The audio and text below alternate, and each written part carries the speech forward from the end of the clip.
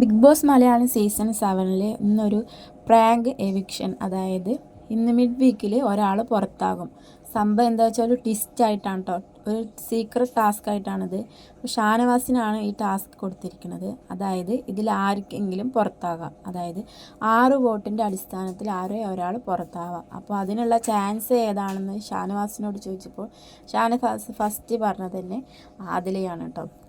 Shanavas choose ചെയ്തത് നല്ലൊരു ഒപ്പീനിയനാണ്, ആദിലയാണ് പുറത്താകാൻ. പക്ഷേ ഷാനവാസ് ചോദിക്കുന്നുണ്ട് ഇത് ശരിക്കും പുറത്താവും എന്നാണ്. പക്ഷേ അല്ല, ഇതൊരു ട്വിസ്റ്റാണ്, ഒരു സീക്രട്ട് ടാസ്ക്കാണ്. പക്ഷെ അതുകൊണ്ട് തന്നെ അവിടെ മൊത്തത്തിലാകെ സങ്കടവും വിഷമമൊക്കെ ആയിട്ട് നൂറയാണെങ്കിലും അതുപോലെ അൻമോളാണെങ്കിലും അക്ബറാണെങ്കിലും ആദില എല്ലാവരോടും യാത്ര പറഞ്ഞിട്ട് പോകുന്നൊരു എന്താ പറയുക വിഷമകരമായിട്ട് സംഭവം. ഇതൊരു ട്വിസ്റ്റായിട്ടാണ്.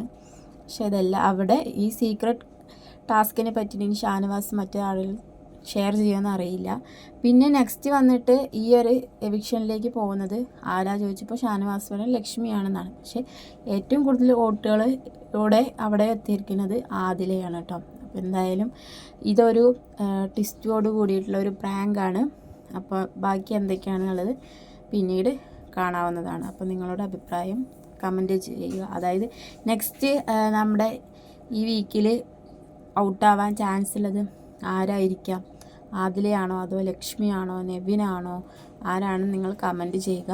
ആരാണ് പുറത്തു പോകാൻ ചാൻസ് ഉള്ളതെന്ന് നിങ്ങൾ കമൻറ്റ് ചെയ്യുക. അതുപോലെ തന്നെ നമ്മുടെ ബിഗ് ബോസിൻ്റെ കപ്പ് ആരാണ് അർഹിക്കുന്നത്, അതും ആ വ്യക്തിയാണ് നിങ്ങൾ കമൻറ്റ് ചെയ്യുക.